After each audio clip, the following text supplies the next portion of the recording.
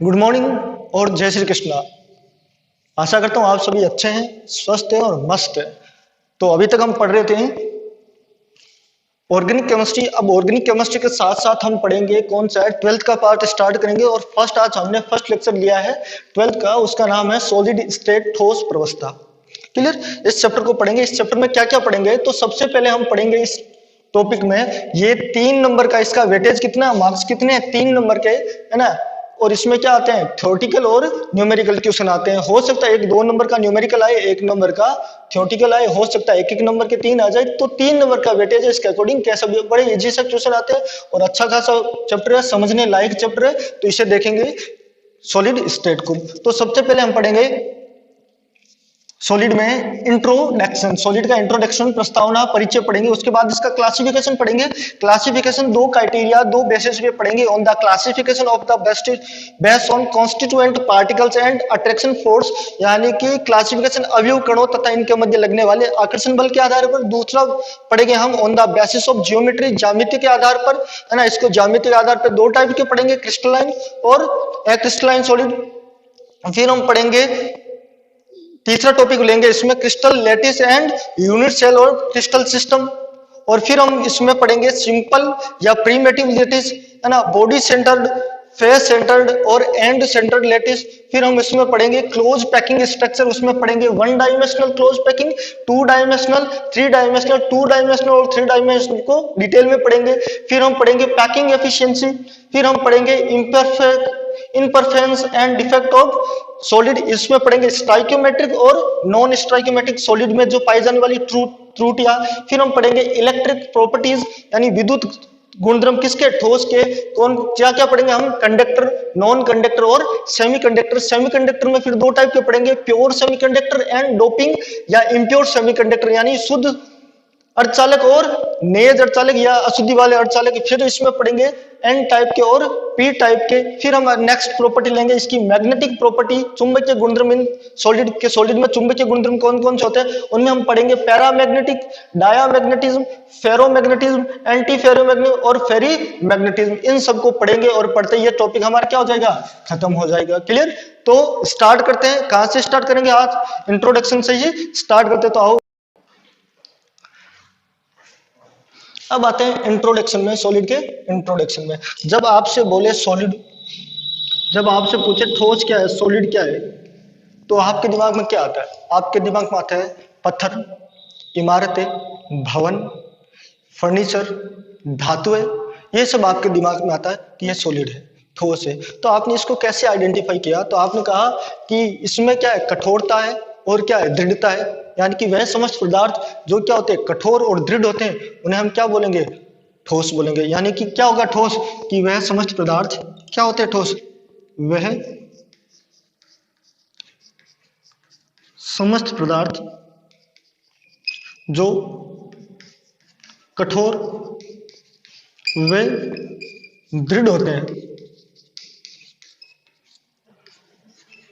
वो कौन से हो गए, सॉलिड होगी। तो इस सॉलिड को हमने किस डिफाइन पे, एकदम प्राइमरी बेसिक पे तो हमने यही माना कि इसमें क्या है, रिजिडिटी पाई जाती है और गैस और लिक्विड में फ्लूइडिटी पाई जाती है। गैस और लिक्विड में क्या होती है, फ्लूइडिटी, यानी तरलता, यानी प्रवाह के गुण पाया जाता है इस आधार पर।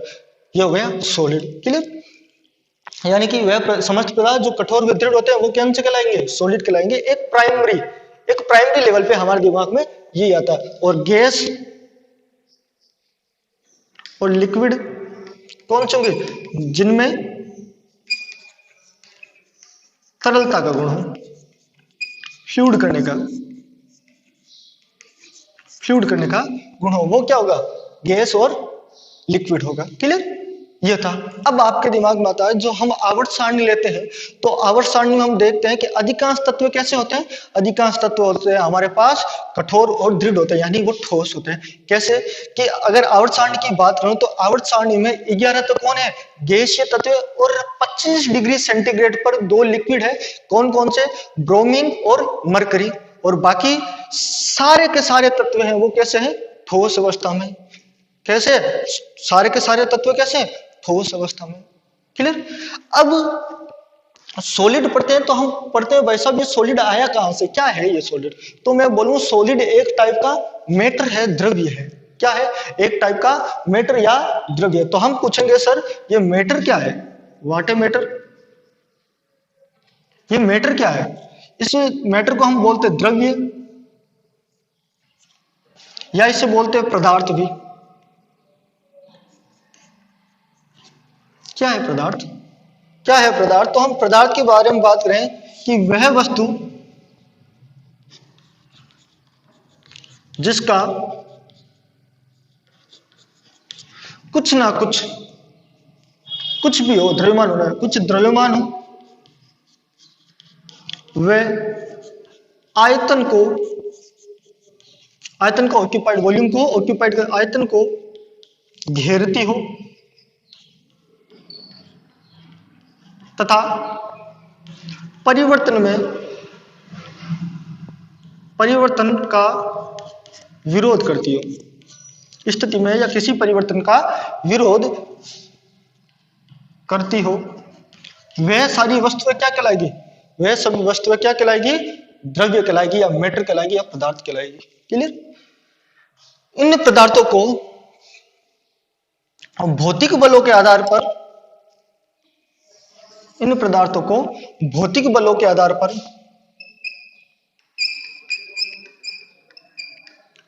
भौतिक गुणों के आधार पर, के आधार पर, और वो भौतिक गुण किस आधार पर थे, दो टाइप के गुण के आधार पर थे कि पहली उनके मध्य आकर्षण बल और दूसरा गुण था उनके मध्य प्रतिकर्षण बल। यानी कि मैटर को, द्रव्य को उनके भौतिक गुणों या आकर्षण बल व प्रतिकर्षण बल के आधार पर, वे प्रतिकर्षण बल के आधार पर तीन पार्ट में डिवाइड किया। कितने पार्ट में, तीन पार्ट में डिवाइड किया। और मैं, अब आपको पता है 5 पार्ट होते हैं किसी मैटर के, तो आप तो थोड़े स्टैंडर्ड हो, थोड़े समझदार हो, तो मैं डायरेक्ट 5 पार्ट ही लिखता हूं। एक्चुअल में 3 पार्ट है मोस्टली, पर क्या है एक्चुअल में मैटर को थोड़ा एडवांस पढ़ोगे तो मैटर को 5 पार्ट में डिवाइड किया। तो 3 पार्ट कौन कौन से है, पहला सॉलिड, दूसरा लिक्विड और तीसरा गैस, चौथा ठोस, द्रव और गैस, चौथा प्लाज्मा और पांचवा बोस-आइंस्टीन, बोस-आइंस्टीन।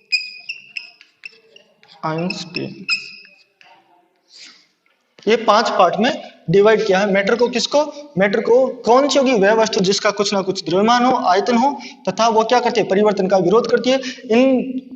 इसे क्या कहते हैं, मैटर कहते हैं। मैटर को भौतिक गुणों के आधार पर, भौतिक गुणों में आकर्षण, भौतिक गुणों में आकर्षण व प्रतिकर्षण बल के आधार पर 5 पार्ट में डिवाइड किया। 3 पार्ट पढ़ते हैं पर मैं पांचों को नाम ले रहा हूं। 5 पार्ट में सॉलिड, लिक्विड, गैस, प्लाज्मा और बोस-आइंस्टीन। अब आकर्षण बल कौन से होंगे, तो आकर्षण बल होंगे अंतराण्विक आकर्षण बल। वापस से बताऊंगा, अंतराण्विक आकर्षण बल। और प्रतिकर्षण बल कौन से होंगे, तो प्रतिकर्षण बल होगी उसमें गतिज ऊर्जा।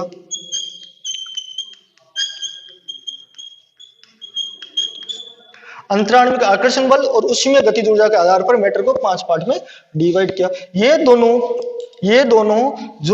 फेज है, ये दोनों प्रवस्था है, ये क्या है, रेयर है, क्या है, बहुत कम मिलती है, इसलिए इसे मोस्टली हम कितने में पढ़ते, 3 ही पढ़ते हैं। अब ये प्लाज्मा और बोस-आइंस्टीन से आज मैं आपको परिचित करवाऊंगा थोड़ा बहुत। क्लियर, आई चीज समझ। अब देखो, इसका मतलब मैं आपको एक लाइन लिख दूं तो आप समझ जाओगे कि समझना इस लाइन को, ताकि मैटर की बात समझ आ जाए, कि एक मैटर की बात समझ आ जाए कि बिना आवेश के पदार्थ का अस्तित्व संभव है, जबकि बिना द्रव्यमान के नहीं। अब मैं लिख रहा हूं कि बिना आवेश के पदार्थ का अस्तित्व संभव है पर बिना द्रव्यमान का नहीं। यानी कि कोई भी पदार्थ जिसका द्रव्यमान है ही नहीं, जिसका कुछ मास ही नहीं है, तो इसका मतलब वो पदार्थ नहीं है, और पदार्थ नहीं है इसका मतलब उसका अस्तित्व नहीं है। यानी कि पदार्थ होगा, अगर वो पदार्थ है, अगर वास्तव में वो अपना अस्तित्व रखता है, तो उसका कुछ ना कुछ द्रव्यमान होना चाहिए। अब मैंने पहले लिखा बिना आवेश के तो पदार्थ संभव है। बिना आवेश के है भाई साहब, कैसे? कोई वस्तु है जो उदासीन है, उस पर कौन सा चार्ज होता है? ना धनावेश होता है ना ऋणावेश होता है, दोनों ही चार्ज नहीं होता। यानी जितने प्रोटॉन होंगे उतने क्या होंगे? उस पे इलेक्ट्रॉन होंगे, जिसके कारण प्लस माइनस बराबर हो जाएगा, जीरो हो जाएगा। वो क्या होगा? उदासीन। और आप पढ़ते हो कि उदासीन वस्तुओं को चालक कैसे करते हैं, आप घर्षण विधि, है ना, चालकत्व विधि, ये पढ़ते हो। तो यानी कि आवेश बिना तो पदार्थ संभव हो सकता है भाई साहब, हो सकता है। ये बोर्ड है, आवेशित नहीं है, इसमें कोई धारा का प्रवाह नहीं है, और आवेश भी नहीं है, जीरो है, उदासीन है, जितने प्रोटॉन उतने इलेक्ट्रॉन है। तो ये क्या हो गया? बिना आवेश के यानी उदासीन हो गया।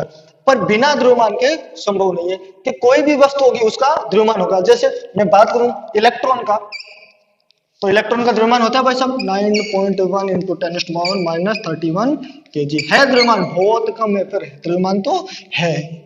क्लियर? ऐसे प्रोटॉन का भी मास है ना, ऐसे प्रोटॉन का भी मास है, ऐसे न्यूट्रॉन का भी मास है। क्लियर?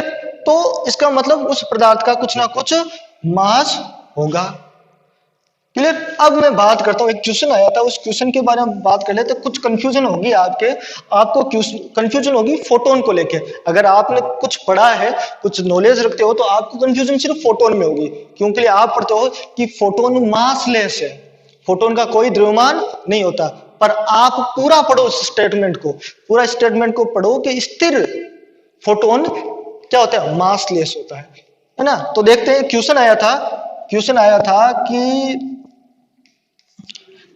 किस मैटर का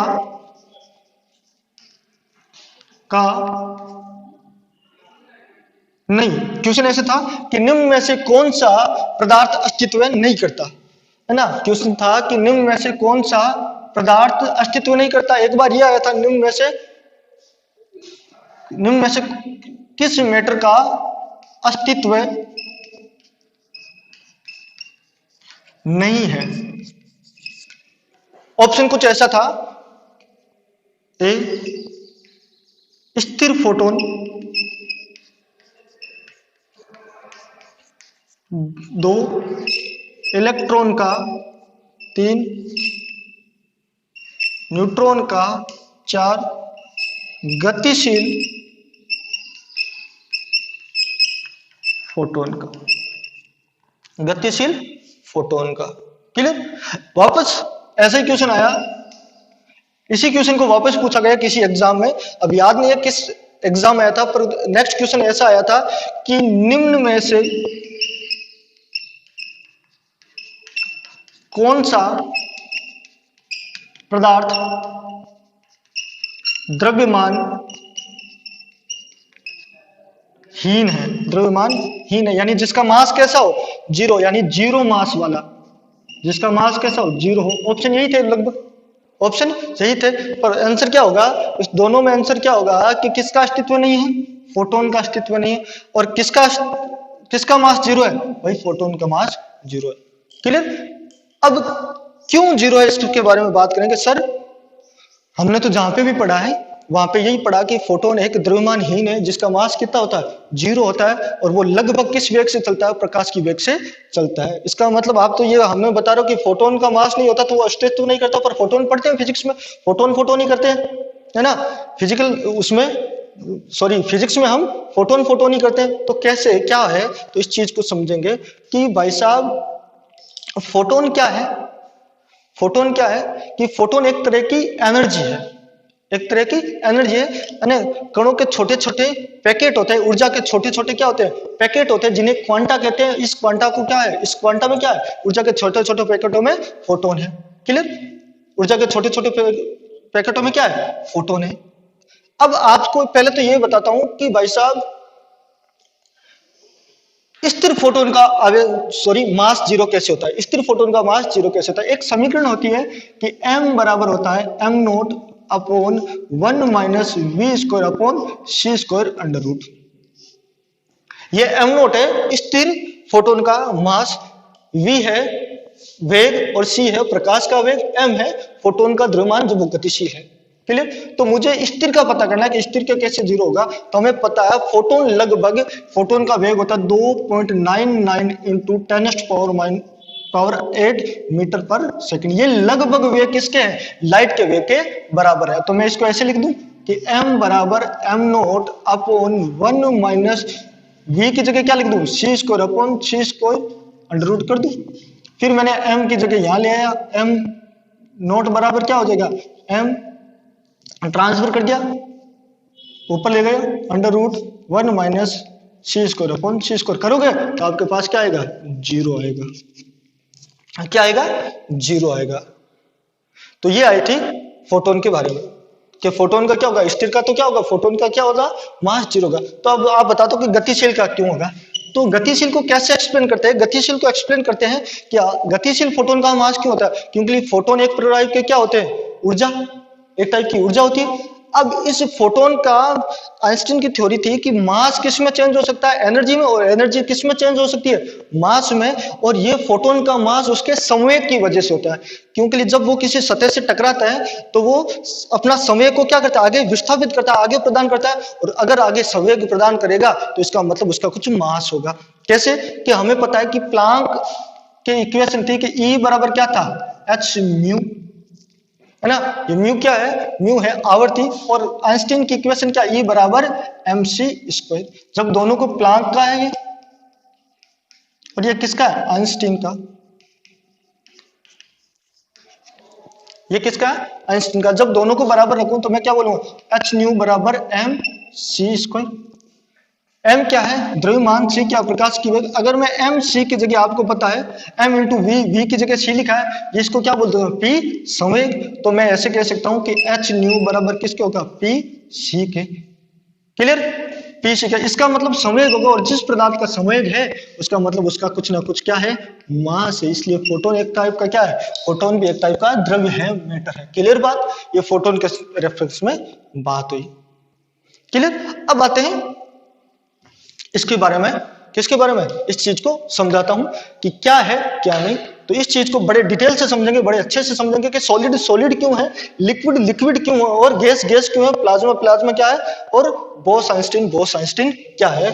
इन चीजों को समझेंगे। क्लियर? तो आते हैं वापस, इसको समझाने के लिए आता हूं।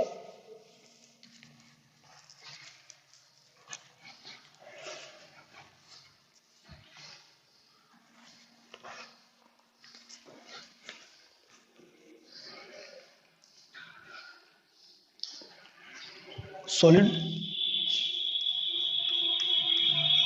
डिवाइड किया है,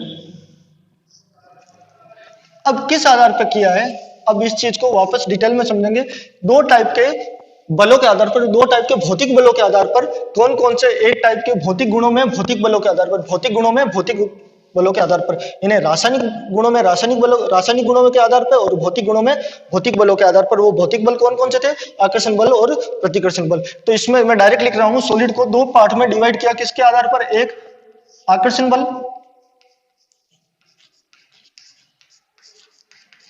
दूसरा, अभी तीन ही कोई बता रहा हूं, दूसरा प्रतिकर्षण बल। दूसरा प्रतिकर्षण बल। आओ देखते हैं आकर्षण बल क्या होता है ना। तो ये आकर्षण बल किसके वजह से थे? ये आकर्षण बल का कारण क्या था? अंतराण्विक आकर्षण बल, और इसका उसमें गतिज ऊर्जा।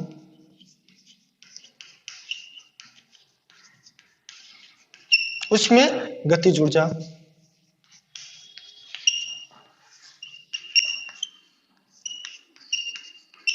ठोस, द्रव और गैस। अब मैं आपसे कहता हूं कि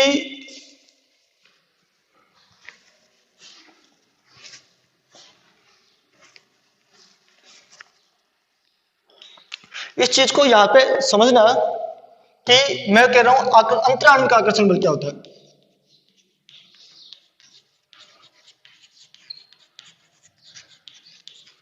अंतराण्विक आकर्षण बल क्या है। तो देखते हैं अंतराण्विक आकर्षण बल क्या है।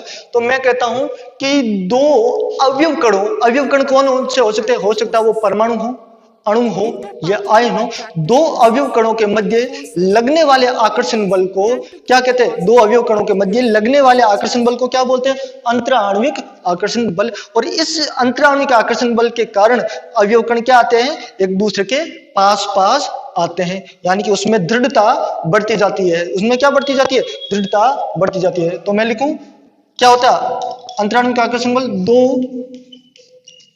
अवयवी कणों के मध्य लगने वाला दो अवयवी कण कौन कौन से हो गया? अणु हो सकते हैं, परमाणु हो सकते हैं, आयन हो सकते हैं, परमाणु का समूह हो सकता है के मध्य लगने वाला आकर्षण बल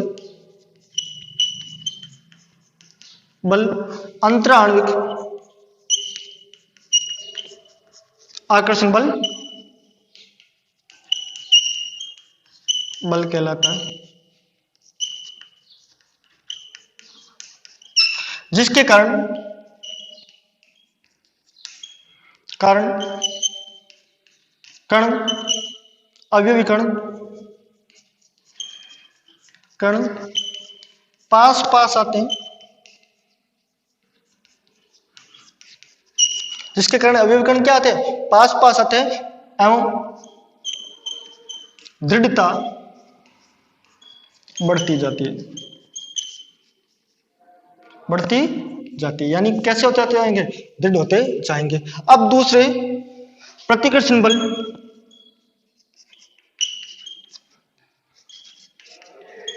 प्रतिकर्षण बल यह बल उष्मीय गतिज ऊर्जा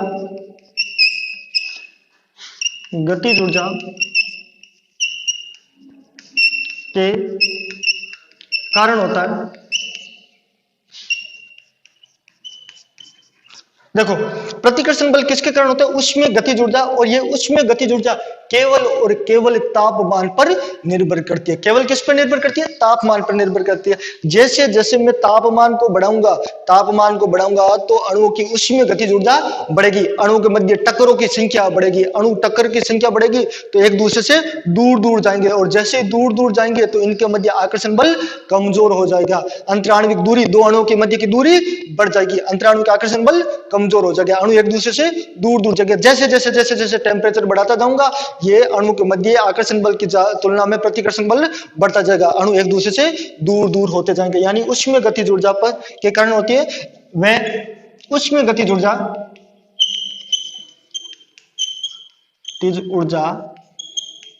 केवल तापमान पर निर्भर करती है। कैसे करती है? तापमान पर निर्भर। इस चीज को देखेंगे कि उसमें गतिज ऊर्जा तापमान पर निर्भर कैसे करती है। तो आपने फिजिक्स में एक टॉपिक पढ़ा कि थर्मल काइनेटिक एनर्जी, गतिज ऊर्जा आपने पढ़ी होगी 3/2 kT। यानी कि ये थर्मल उष्मीय गतिज ऊर्जा किस पे निर्भर करती है? समानुपाती किसके? तापमान के। यानी कि जैसे जैसे टेम्परेचर बढ़ाओगे उष्मीय गतिज ऊर्जा थर्मल एनर्जी क्या होगी? बढ़ेगी। थर्मल एनर्जी बढ़ेगी तो रिपल्सन यानी कि प्रतिकर्षण बल भी क्या होगा? बढ़ेगा, अणु दूर दूर जाने की कोशिश करेंगे। यानी कि प्रतिकर्षण बल, याद रखना, प्रतिकर्षण बल केवल उष्मीय गतिज ऊर्जा पर निर्भर करता है, और उष्मीय गतिज ऊर्जा केवल तापमान पर निर्भर करती है। ना ये अणुओं की संख्या पे, ना मोल पे, ना दाब पे, ना आयतन पे, ना किसी अन्य फैक्टर पे निर्भर करती है। क्लियर? केवल किस पर निर्भर करेगी? तापमान पे निर्भर करेगी। तापमान बढ़ेगा तो अणु के बीच में टक्करों की संख्या बढ़ेगी, अणु दूर दूर होते जाएंगे, और दूर होंगे तो उसके मध्य अंतराण्विक दूरी बढ़ती जाएगी। क्लियर? अंतराण्विक दूरी बढ़ती जाएगी। अब आते हैं ठोस। तो ठोस क्या होंगे कि वह पदार्थ होंगे जिनमें अंतराण्विक आकर्षण बल प्रतिकर्षण बल की तुलना में अधिक हो। तो ठोस कौन से होंगे? कि वह पदार्थ जिनमें अंतराण्विक आकर्षण बल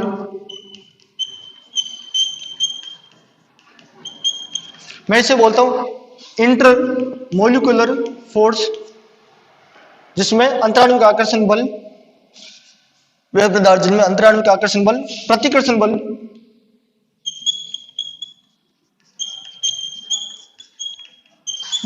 इसे मैं प्रतिकर्षण बल को बोल रहा हूं काइनेटिक एनर्जी ऑफ थर्मल, प्रतिकर्षण बल की तुलना में अधिक हो। यानी कि आकर्षण बल जितना ज्यादा होगा, अणु क्या आते जाएंगे, पास पास आते जाएंगे, और जितने अणु पास होंगे उतने ज्यादा क्या होते जाएंगे, कठोर होते, दृढ़ होते जाएंगे, साथ ही कठोरता प्रदान करने के। और जो हमने पढ़ा था, जो पदार्थ दृढ़ है, रिजिड है और कठोर है, हार्ड है, वो सब क्या है, सॉलिड है। क्लियर? इसको भी फिर भी डिफाइन करते हैं, रिजिडिटी है, जो दृढ़ता है, उसको जितनी ज्यादा दृढ़ता होगी वो पदार्थ कितना होगा, उतना ही अच्छा ठोस होगा। क्लियर? उसके बाद पढ़ते हैं द्रव। द्रव क्या होगा, तो सिंपल सी बात है, जिसमें इंटरमोलिकुलर फोर्स लगभग बराबर होगा किसके, किसके, kinetic energy of thermal, thermal kinetic energy के बराबर होगा। वो क्या होगा, द्रव होगा। गैस की अंश होगी, तो गैस वो होगी जिसमें इंटरमोलिकुलर फोर्स की तुलना में कौन ज्यादा होगा, कौन बहुत ज्यादा होगा, कौन, thermal kinetic energy of thermal, thermal kinetic energy ज्यादा होगी, तो वो कौन सा होगा, गैस होगा। तो इस तरह से दो टाइप के इस बलों के आधार पर हमने क्या बांटा, ठोस, द्रव और गैस में बांटा। क्लियर? अब हम पढ़ते हैं कि प्लाज्मा क्या होती है, और प्लाज्मा क्या होती है, और हम पढ़ते हैं बोस-आइंस्टीन प्रवस्था क्या होती है। इन दोनों को भी पढ़ेंगे। तो प्लाज्मा क्या होगी, तो आगे मैं लिख रहा हूं प्लाज्मा, इसी को मैं बता रहा हूं कि प्लाज्मा क्या होगी, इसमें मैं बता रहा हूं प्लाज्मा क्या होगी।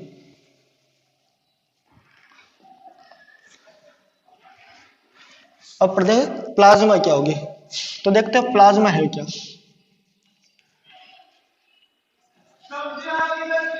प्लाज्मा क्या होती है, तो प्लाज्मा देखें कि अगर मैं इस देखते हैं प्लाज्मा क्या होगी, तो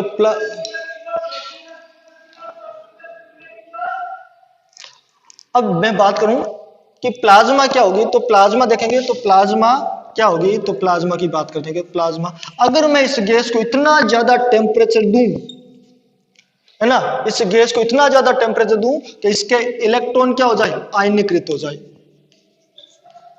बहुत ही ज्यादा टेम्परेचर पर क्या हो जाए, गैस के इलेक्ट्रॉन क्या हो जाए, आयनीकृत हो जाए। तो यानी कि प्लाज्मा क्या होती है कि वह अवस्था, वह प्रवस्था जिसमें आंशिक रूप से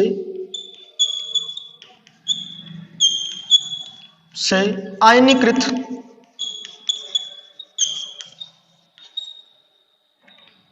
गैस होती है,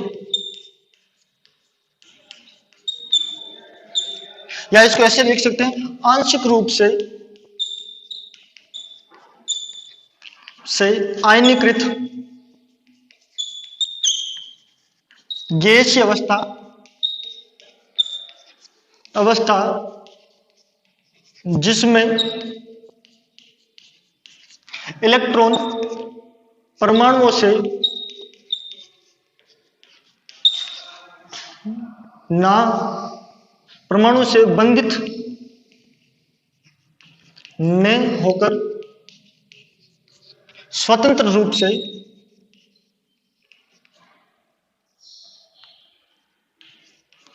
स्वतंत्र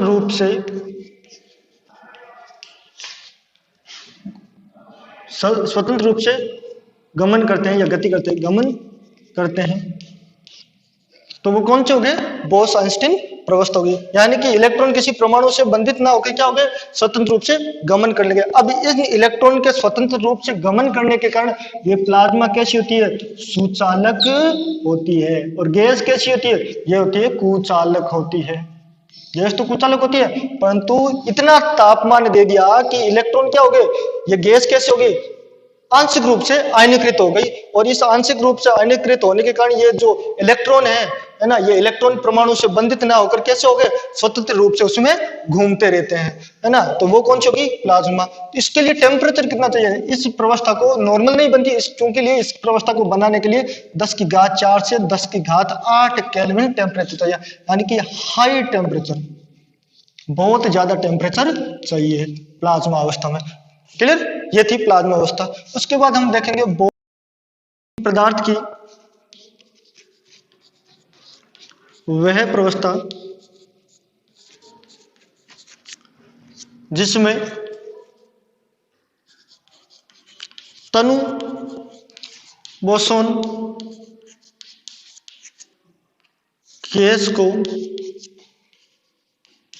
0 डिग्री सेंटीग्रेड या -200 0 केल्विन या -273.15 सेंटीग्रेड ताप पर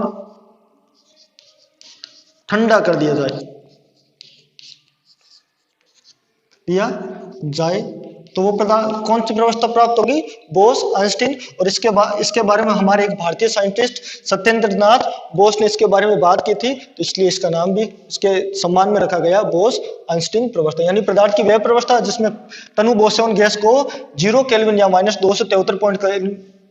-273.15 सेल्सियस ताप पर ठंडा कर दिया जाए तो कौन सी प्रवस्था प्राप्त होगी, बोस आइंस्टीन प्रवस्था। तो ये थी 5 प्रवस्था के बारे में बात की। अब पांचों कैसे प्राप्त हो सकती है, तो देखो अब पढ़ते हैं कि अगर एक सॉलिड है, इसको मैंने किस में चेंज कर दिया, लिक्विड में, और लिक्विड को फिर मैंने किस में चेंज कर दिया, गैस में। तो कैसे चेंज कर सकता हूं कि अगर मैं सॉलिड को मैंने क्या किया, सॉलिड को मैंने गला दिया, यानी गलन ऊर्जा दी, गलन किया, तो ये किस में चेंज हो गया, लिक्विड में। लिक्विड को मैंने क्या किया, वाष्पन किया, तो ये किस में चेंज हो गया, गैस में। और गैस को मैंने क्या किया, आयनीकृत किया, तो वो किस में चेंज हो गई, प्लाज्मा में। क्लियर। इस ठोस को मैंने और क्या किया, ठोस को -273.15 सेल्सियस तक ठंडा किया, तो वो किस में चेंज होगी, बोस आइंस्टीन में। क्लियर। अब मैंने इस सॉलिड को इस सॉलिड को मैंने सब्लिमेशन एनर्जी, ऊर्ध्वपातन ऊर्जा दी, तो ये सॉलिड किस में, गैस में चेंज हो गई। क्लियर। ये सॉलिड किस में चेंज होगी, गैस में चेंज होगी। अगर प्लाज्मा को मैं वापस अनायनीकृत कर दूं, आयनीकृत कर दूं, तो वापस प्लाज्मा किस में, गैस में। तो इस टाइप के सारी की सारी फॉर्म एक दूसरे में इंटरचेंजेबल है। तो कल पढ़ेंगे इसके बारे में, प्रॉपर्टी ऑफ सॉलिड, उसके बाद सॉलिड का क्लासिफिकेशन।